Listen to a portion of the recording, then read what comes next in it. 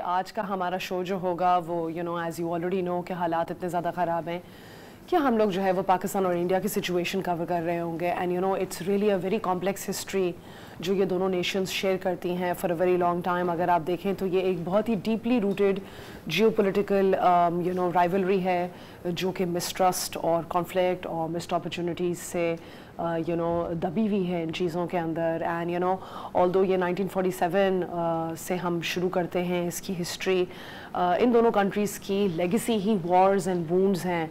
And following that we have also witnessed the 1965 war, the 1971 war and 1999, and अब हम deal कर रहे हैं दोनों नेशन से जो कि न्यूक्लियर स्टेट्स हैं। So over here in Dawn, without taking any further time, I would love to discuss these two nations and see कि अभी ground reality क्या है, situation क्या है, किस डायरेक्शन की तरफ हम दोनों नेशंस जा रहे हैं। क्या ये टेंशन और राइज होगी, क्या ये वाटर इशू या पीस टॉक्स होंगी, या is it going to be another situation in which हम लोग इसी तरीके से बैक एंड फोर्थ करते रहेंगे। क्या इस दफ़ा वाकई में कोई पीस टॉक होगी? Ceasefires are not always solutions and that is something that has happened in the past a lot as well. Trade effect हो रहा है, इकोनॉमी इफेक्ट हो रही है। क्या है मीडिया का रोल अभी, फायर करना या फ्यूल करना? What is it that we are doing? Are we mediators or are we spectators? What role are you playing? So let's find out. और अब हम लोग वे फॉरवर्ड आज इस शो में जो है सिर्फ यही डिस्कस कर रहे होंगे given the very dire situation in the country right now, और लोगों के माइंडसेट्स भी बहुत कंफ्यूज्ड हैं, इन्वेस्टमेंट अपॉर्चुनिटीज़ भी बहुत रिस्ट्रिक्टेड हैं just because of the fact कि we don't know what direction the economy is going to go in. इसी टॉपिक पे अब मैं आप लोगों को इंट्रोड्यूस कराना चाहूँगी विद अ रिपोर्टर जो कि कराची में हैं अभी फ़िलहाल, मोहम्मद बिलाल। शार फैसल हमें बताएंगे कि सिचुएशन क्या है। अस्सलाम वालेकुम बिलाल।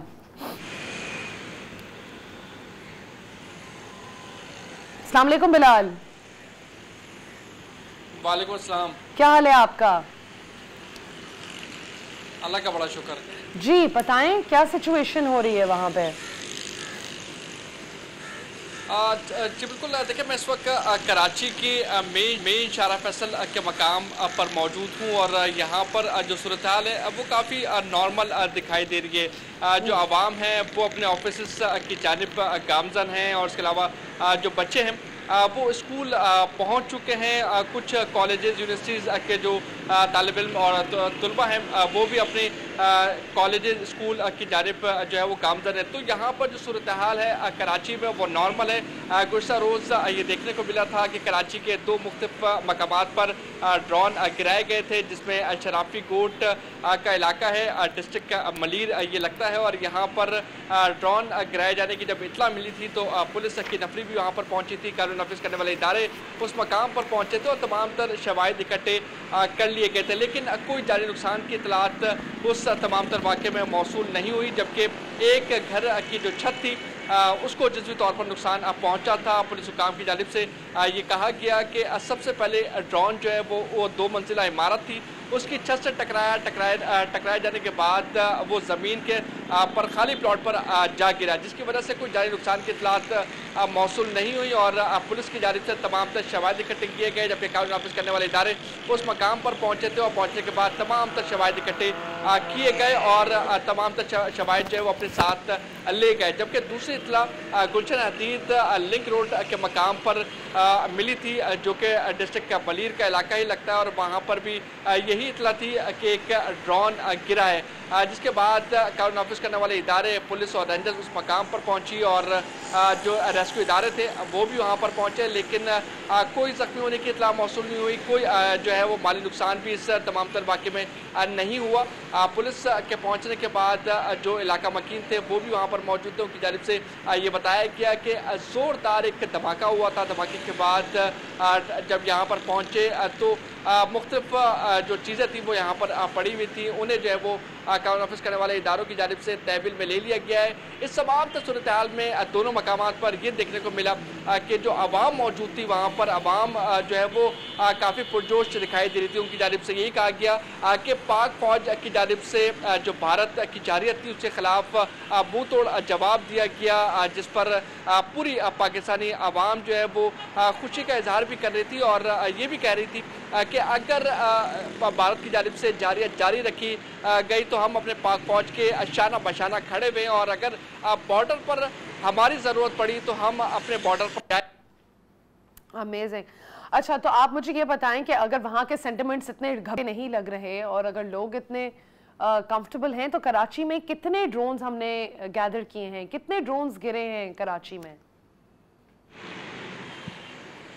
जी देखिए, जो गुज़श्ता रोज़ वाक़या पेश आया है उसमें 2 ड्रोन्स गिरने की इतलात जो है वो मौसूल हुई थी इब्तदाई तौर पर, जिसके बाद कानून नाफिज करने वाले इदारे हरकत में आए थे और सबसे पहले इतला ये मिली थी कि डिस्ट्रिक्ट मलीर के इलाके शराफी गोट के मकाम पर एक सोसाइटी के अंदर ड्रोन गिरा है, जिसके बाद कानून नाफिज करने वाले इदारे उस मकाम पर पहुँचे हैं और पहुँचने के बाद जब तमाम तर सूरत हाल का जायज़ा लिया गया है तो ये मालूम हुआ कि ड्रोन जो है पहले एक 2 मंजिला इमारत की छत से टकराया जाने के बाद वो एक खाली प्लॉट में जा गिरा है, लेकिन इस तमाम सूरत हाल में कोई जानी नुकसान की इतलात मौसूल नहीं हुई। पुलिस अभी उस मकाम पर पहुंची थी और कानून नाफिज करने वाले इदारे भी उस मकाम पर पहुंचे थे और पहुंचने के बाद तमाम तर शवाहिद इकट्ठे किए गए, जबकि वहाँ पर जो इलाका मकीन मौजूद थे उनकी जानिब से ये बताया गया कि जब ड्रोन उस 2 मंजिला इमारत की छत से टकराया है तो ज़ोरदार एक धमाका हुआ है। धमाका होने के बाद